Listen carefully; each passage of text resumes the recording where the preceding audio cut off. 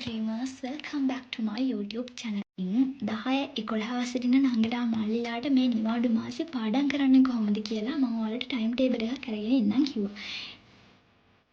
හරි අපි එහෙනම් යමු මොකක්ද මේ ස්ටඩි ප්ලෑන් එක කියලා බලන්න. ඉතින් ඔයාලට ඉස්කෝල නිවාඩු දෙනවා අගෝස්තු 7 වෙනිදා. අගෝස්තු 7 වෙනිදා ඉඳලා සැප්තැම්බර් 7 වෙනිදා වෙනකන් ඔයාලට මාසයක් තියෙනවනේ. ඒ කියන්නේ දවස් 30ක් තියෙනවා. මේ දවස් 30 ඇතුළත අපි කොහොමද ප්‍රයෝජනවත් විදිහට වැඩ කරන්න කියලා කතා කරමු.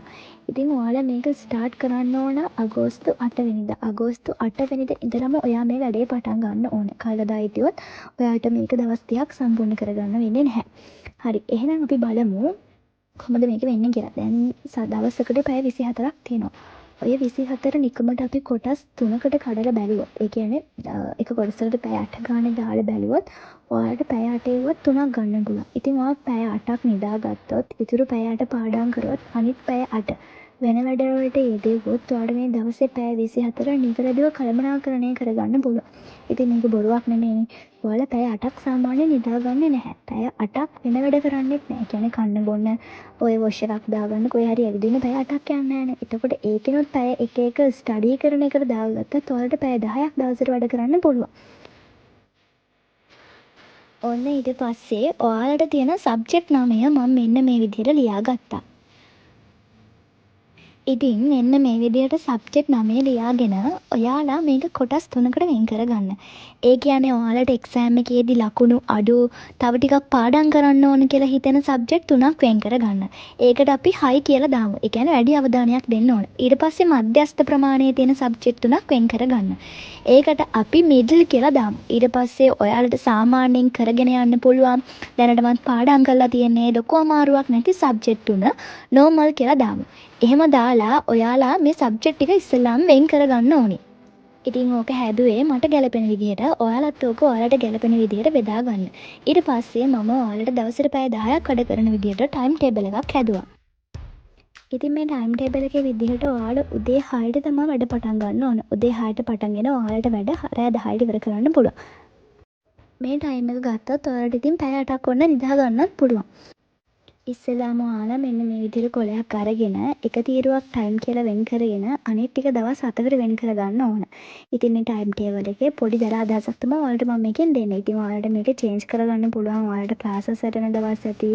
එතකොට ඔයාලට වෙන වැඩ තියෙන දවස් ඇති. කොහේ හරි යනවා නම් ඒ වගේ දවස් ඇති. ඉතින් මේ දවස් දාගෙන ඔයාලට මේක චේන්ජ් කරගන්න පුළුවන්. ඉතින් එහෙනම් උදේ 6 ඉඳලා 7 වෙනකන් හැමදාම ඔයාලට මම කිව්වා වගේ උදේට ගානක් හදන්න ඕනේ.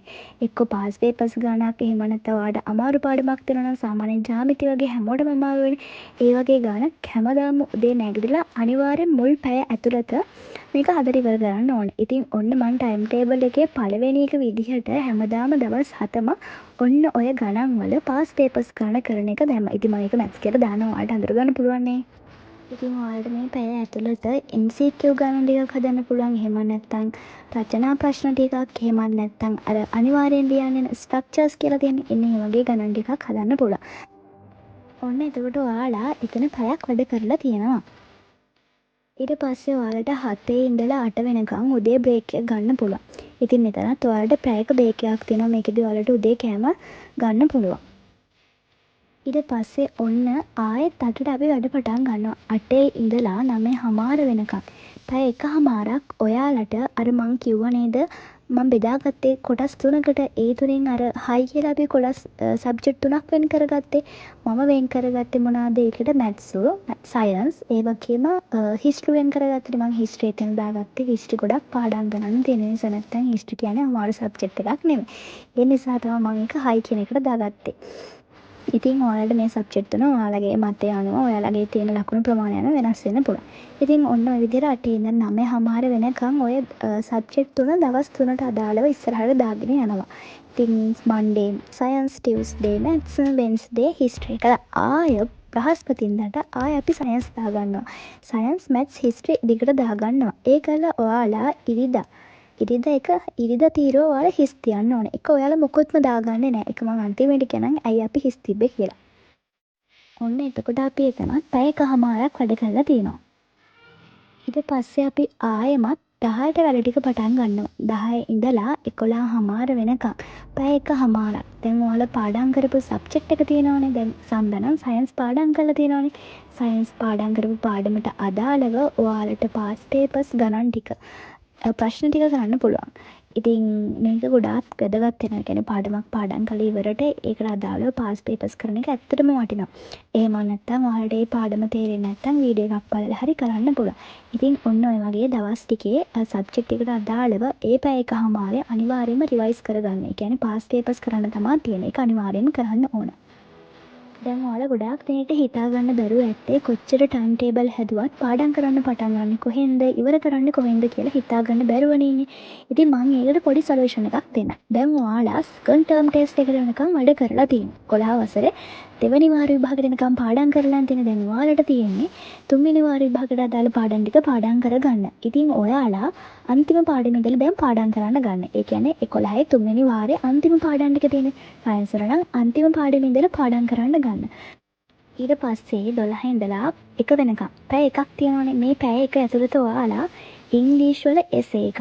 එහෙම නැත්නම් සිංහල වල කවි පාඩම් කරන්න තියෙනවනේ. ඉතිහාසය වල මැප් මාකින් තියෙනවනේ.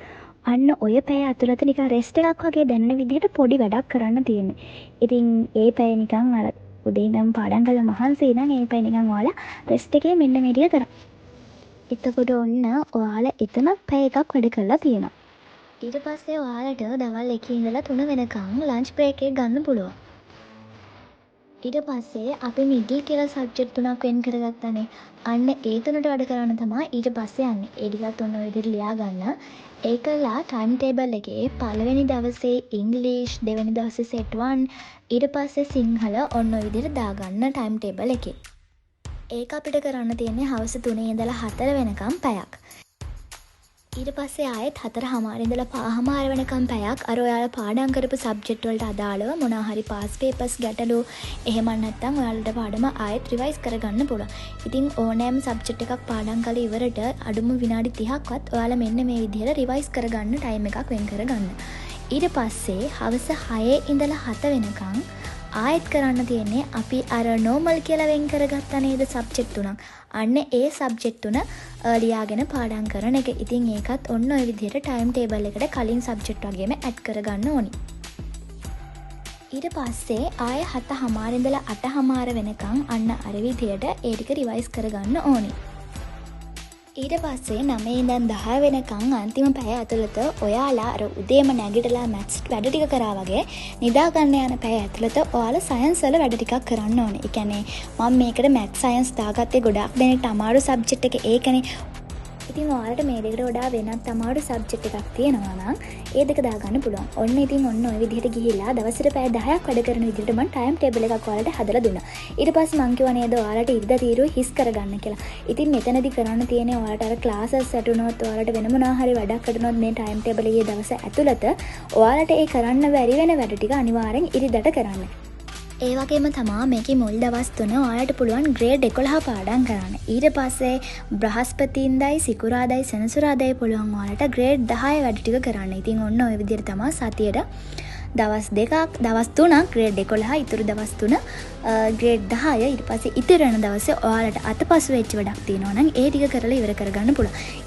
ඉතින් මම හිතනවා ඔයාලට මේ ටයිම් ටේබල් එකෙන් කිසියම් අදහසක් ගන්න පුළුවන් වෙන්නේ නැති කියලා. ඔයාලට මේක ගැලපෙන්නේ නැත්නම් කියන්නේ ඔයාලට ක්ලාසස් වලට යනවා නම් ඔයාලට මේක වෙනස් කරගන්න පුළුවන්. ඉතින් මේකෙන් ඔයාලට අයිඩියා එකක් ගන්න පුළුවන්.